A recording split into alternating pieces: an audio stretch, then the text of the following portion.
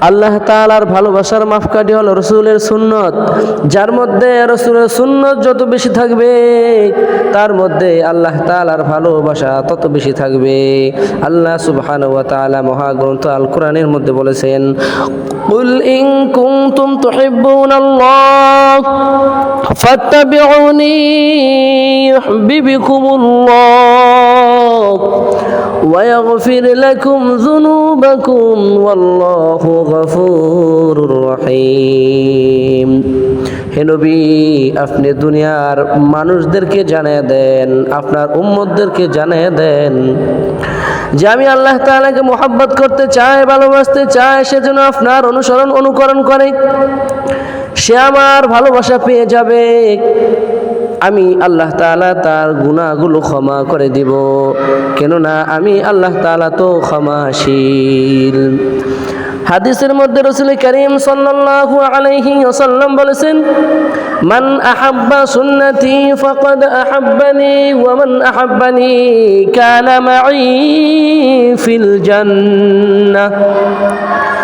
যে ব্যক্তি আমার সুন্নতের অনুসরণ করবে, সুন্নতকে মহব্বত করবে, সে যেন আমি রসুলকেই মহব্বত করলো, আর যে আমি রসুলকে মহব্বত করলো সে আমার সঙ্গে জান্নাতে থাকবে।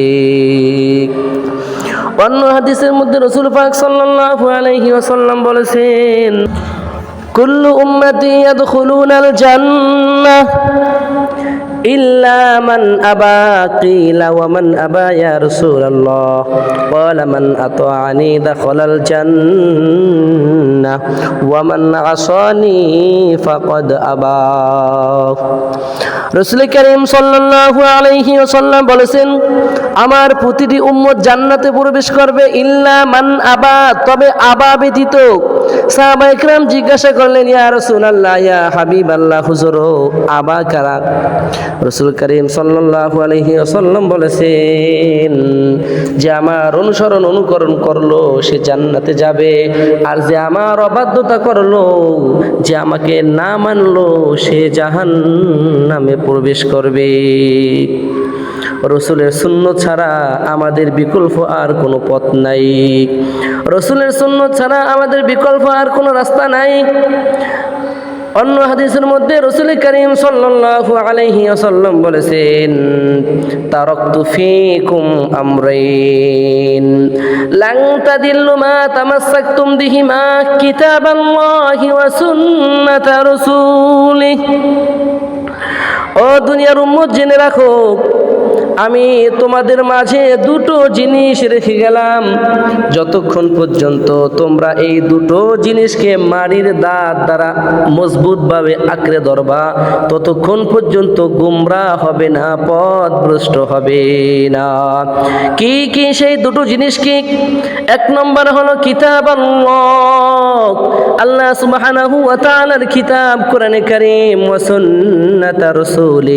দুই নম্বর হলো রাসূল করিম সাল্লাল্লাহু আলাইহি ওয়াসাল্লামের সুন্নাহ। সুন্নাহ ছাড়া আমাদের আর কোনো বিকল্প নাই, পথ নাই।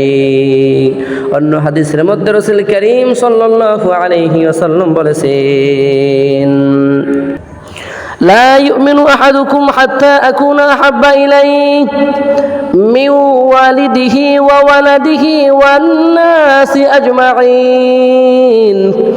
আল্লাহর নবী সাল্লাল্লাহু আলাইহি ওয়াসাল্লাম বলেন, তোমরা মুমিন হতে পারবে না, মুত্তাকি হতে পারবে না, যতক্ষণ না আমি রসুলকে তোমার পিতা মাতা থেকে, তোমার সন্তান সন্ততি থেকে, এমনকি সমস্ত মানুষ থেকে, তুমি নিজের থেকেও যতক্ষণ পর্যন্ত রসুলকে মুহাব্বত করতে না পারবা, ততক্ষণ পর্যন্ত তুমি পরিপূর্ণ মুমিন হতে পারবে না, পরিপূর্ণ মুত্তাকি হতে পারবে না।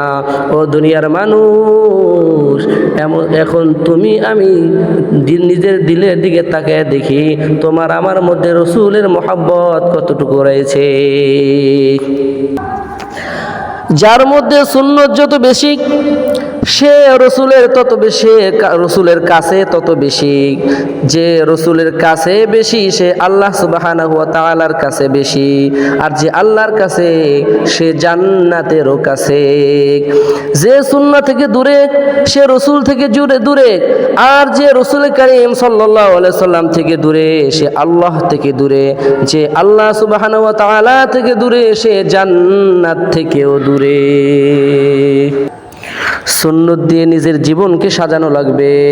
মুসলমানের আইডল তো হবে সেটাই যার মধ্যে সুন্নত আছে, সেটাই মুসলমানের জন্য ক্যারেট, সেটাই মুসলমানের জন্য আইডেল, সেটাই মুসলমানের জন্য ফ্যাশন হবে। বিজাতিদের ফ্যাশন মুসলমানের জন্য ফ্যাশন হতে পারে না।